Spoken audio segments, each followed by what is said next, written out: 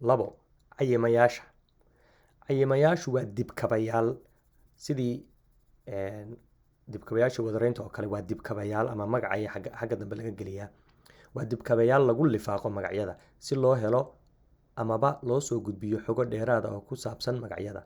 waxayna u kala baxaan 4 qaybood: 1 qodobo, 2 cayimayaal tilmaameed, 3 cayimayaal lahaansheed, iyo 4 cayimayaal weydiineed. markaynu soo bandhigayno tusaalayaasha cayimayaasha, mid walba waxaynu ka horreysiinaynaa xariijin si aan u muujino inuu ku nabmayo ama ku dhegayo ama uu raacayo gadaal ka raacayo magacyada.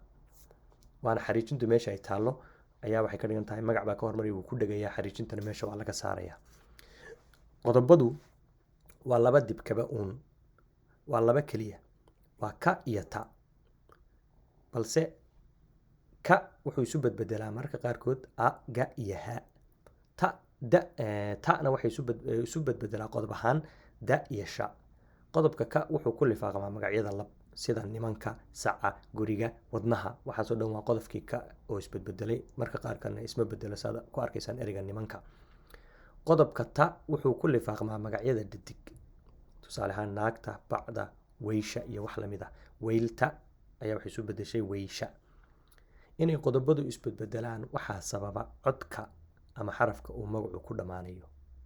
dhammaadka magaca ayaa keenaya inuu qodobkii isbedelo. mararka qaarkood isma bedelayo, mararka qaarkoodna wuu isbedelayaa. iminka saca buu ku dhammaaday, a keliyaa la dhigay. sac ka lama odhan karo, ama guri ka, ama wadna ka. markaa sidaas weeyi. cayimayaasha tilmaameedii waa 4 dibkabe oo kala ah kan, tan, kaas iyo taas. waxayna muujiyaan dhowaanshaha ama fogaanshaha magaca la tilmaamayo. magacaas oo noqon kara lab ama dhadig, keli ama wadar iyo wax la mid ah. cayimayaasha tilmaameedii sida qodobada oo kale ayay isu bedbedelaan. tusaalayaal waxa weeye koobkan, birtan. fogaanshaha marka laga hadlayo koobabkaas, birtaas. koobkaasna waa la odhan karay, waa waxa weeye keli iyo wadar.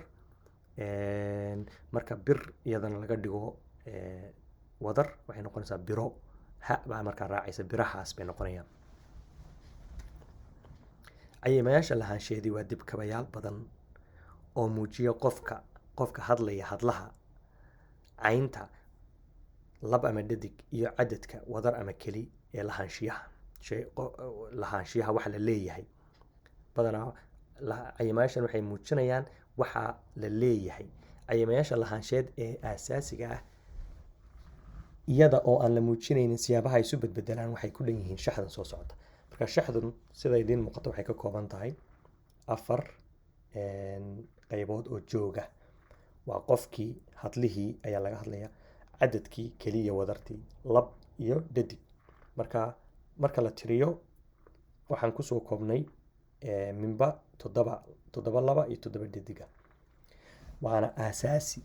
way ka badan karaanoo aasaasi sababtaan u nidhi waxa weeye sidii qodobadu markay magacyada raacaan ay isu bedbedelayeen oo kale isu bedbedeli doonaan. sidaas daraaddeed way ka badanayaan intan meesha ka muujisan. kuwan marka waa kuwii aasaasiga ah oo ku salaysan maxay ka iyo ta. haddaad xasuusataan ka iyo ta oo aasaasi ahaa ayaa lagu saleeyey. marka haddaan si kooban shaxdaas usii dhex galno, qofka koobaad ama qofka iska hadlaya, iska hadlayaashana waa la odhan karaa iska hadlayaal. iyagaa iska hadlayo naftooda ay soo gudbinayaan. wuxuu noqon karaa keli iyo wadar. markuu keli yahay, shayga uu qofkaasi leeyahay wuxuu odhanayaa kayga. haddii uu lab yahay, haddii uu dhadig yahayna tayda ayuu odhanayaa. may kuma xidhna qofka inuu lab iyo dhadig yahay. waxay ku xidhan tahay waxa laga hadlayo inuu lab iyo dhadig yahay.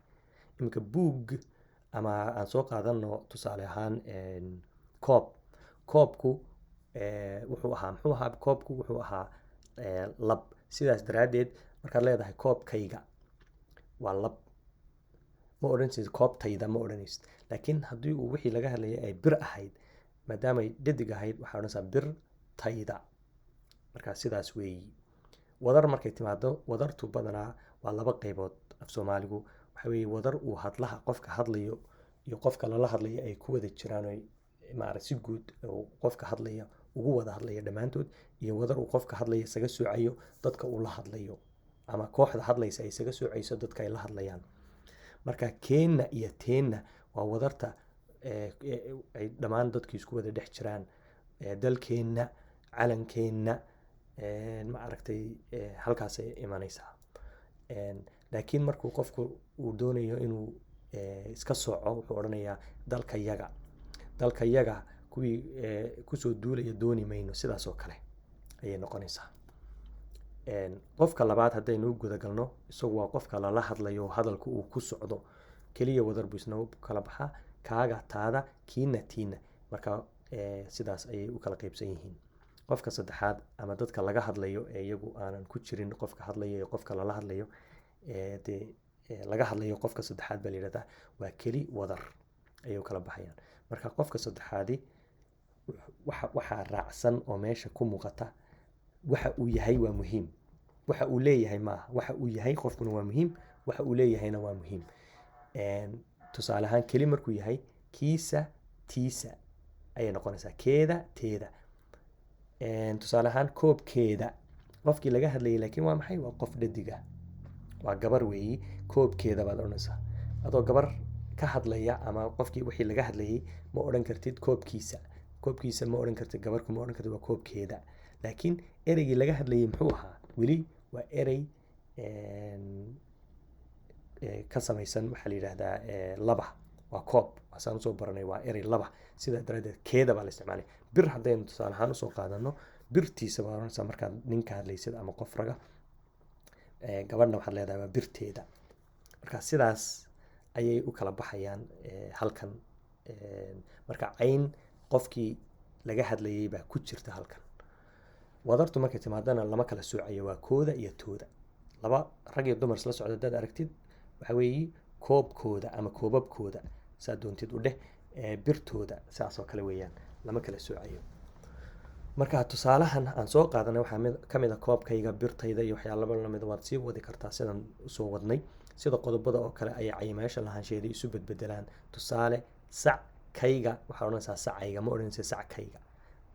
ka'da waa tii qarsoomaysay oo baa soo hadhaysay, sidaas daraaddeed sacayga halkaasay noqonaysaa. weyltayda waxay ahayd weyshayda, la iyo taa markay isku dhegto.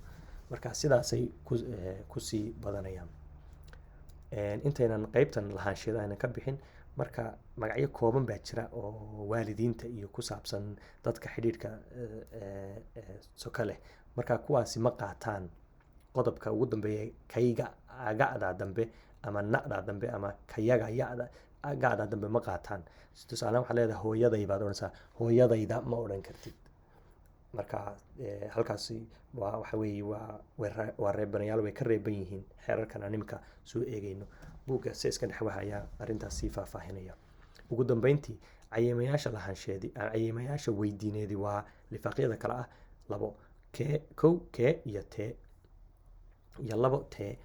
marka sida loo isticmaalo tusaale ahaan waxa weeye wiilkee baa yimid, gabartee baa timid. cayimayaashani waxay isu bedbedelaan sida qodobada oo kale horaan usoo marnay. mar walba oo aynu ka iyo ta soo qaadanayno waa aasaaska, laakiin way isbedbedelayaan sidaan soo sheegnay. markaad dhammaan u fiirsatid cayimayaashaas, mid walba waxaa ka horeeya magac wuu ku dhegayaa, si aan hore usoo sheegnay. laakiin qaybta soo socota xogaa intaasi way ka yara duwan tahay, waanan eegi doonaa.